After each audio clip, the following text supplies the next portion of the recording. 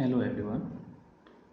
Today's topic is revisiting the rational numbers and their decimal expansion. So first of all, we will try to write down a real rational number. So rational number is what? A number that can be represented in the form of p by q, where q is not equal to 0. There are two types of rational numbers. One is terminating and other one is non-terminating.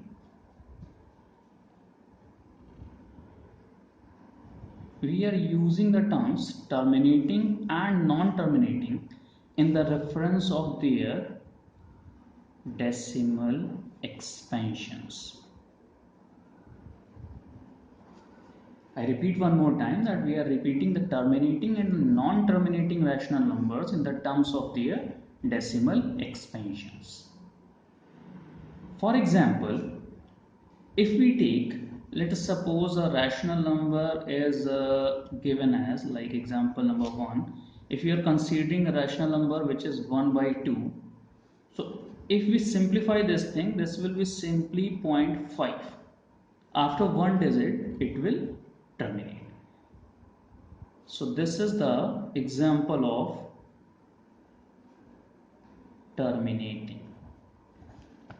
Other example that can be take, if we take it as 2 by 3, so on simplification this will give you 0.6666 and so on, or we can also write it as 0.6 bar.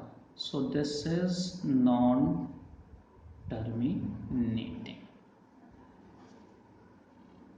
Now the question arises in the class 10th standard is a question will be given in the examination, like for example, if we take, it is given that you have to take 104, or if we say that it is given as 0.375, so we can write it as 375 divided by 10 raised to the power 3. If we remove the decimal from here, so we can write it as 375 divided by 10 raised to the power 3.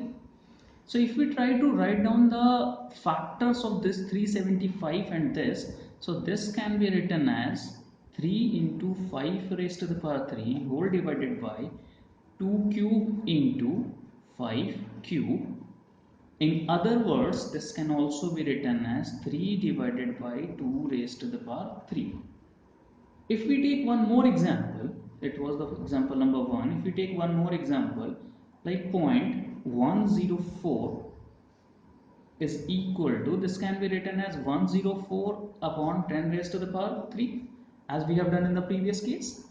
Now, this can also be written as 13 into 2 raised to the power 3 divided by 2 raised to the power 3 into 5 raised to the power 3. On simplification, we can write it as 13 divided by 5 raised to the power 3. So, what can we conclude from here? That if the number is to be the terminating in the form of the decimal expansion, then in the case 10 must be present in the denominator. The 10 must be present in the denominator. Here 10 raised to power 3, here also 10 raised to power 3. On further simplification, we have got that either we are having 2 raised to the power 3 in the denominator or 5 raised to the power 3 in the denominator. So, if we want to conclude without using the division or the long division method, and we want to say whether the given number will be the terminating or the non-terminating one, so what we should have, for example, let's say we have a number p by q and q is not equal to 0, so q, either the q will be in the form of 2 raised to the power m into 5 raised to the power n, or Q is of the form 2 raised to the power n or of the form 5 raised to the power n. So what can we say, that if we want to calculate without using the long division method or the actual division and say whether the number is terminating or non-terminating, so what can we do? We have to check that whether the given denominator can be written in the form of the 2 raised to the power m into the form of 5 raised to the power n, or of the form 2 raised to the power m, or of the form 5 raised to the power n. In all the three conditions, we will say that given number is terminating decimal expansion without using the long division method. Now we can write this thing, or we can say this thing in the form of a theorem. Let's say, let x be a rational number whose decimal expansion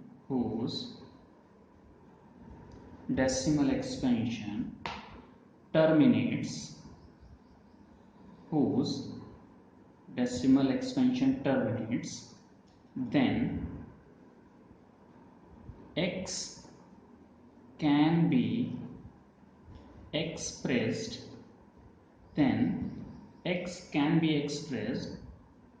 in the form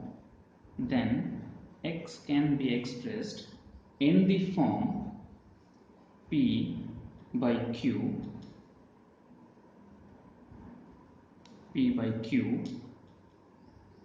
where P and Q are co-prime. Co-prime means they don't have any common factor other than 1, and the prime factorization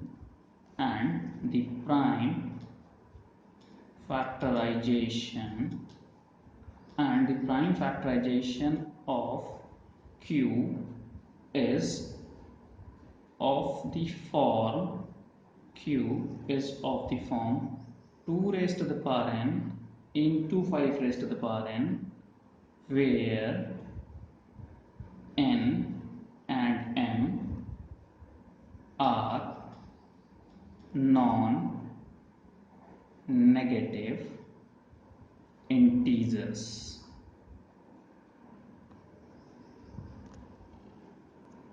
Now, what can we do is, if a number is given to us, for example, if we take, let us suppose if we take one example, a number is given as 13 divided by 3125, and we want to check that without actually performing the long division method, we don't need to use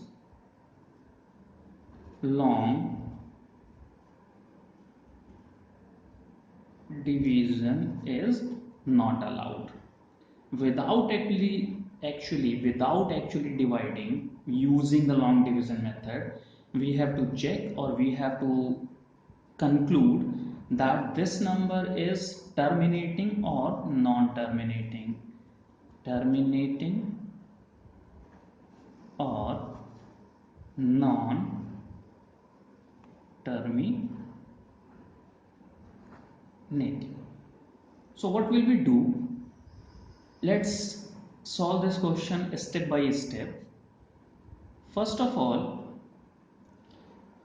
let's start by step. In the first step, write it as 13 divided by 13125. Now write it as 13 divided by. So what we have to do, first of all, whatever the denominator is, try to write down the prime factorization of the denominator. So this can be written as 1, 2, 3, 4, 5. So 3125 can be written as 5 raised to the power 5. So we know by the theorem, we know that if the denominator is of the form, if this can be written in the form of the p by q, then q is either of the form 2 raised to the power m into 5 raised to the power n, or 2 raised to the power m, or 5 raised to the power n. If any of the three form is present in the denominator, then without using the long division method, we can directly conclude that the number is terminating. Otherwise, if any of the three form is not there, we will say that the number is non-terminating. So, by seeing the denominator which is in the form of 5 raised to the power m, or this is of the form 5 raised to the power m, so we can directly conclude that the number 13 divided by 3125 is, or it will have a terminating decimal expansion. But one more type of question arises in the examination, that without using a long division method, check whether the given number is terminating or not terminating, and if it is terminating, then after how many digits it will terminate. So for that, what can we do? Let's take step by step. 13 divided by 3125, and this can be written as 13 divided by 5 raised to the power 5. Now, we know that if 10 is present in the denominator, if 10 is present in the denominator, then after whatever the power of the 10 is present in the denominator, after that much digits, we put the decimal. For example, if we take one example here, let's say the number is 2 divided by 10 raised to the power 3. So this can also be written as 0.002, because 10 raised to the power 3 is there, so we will place decimal after the 3 digits.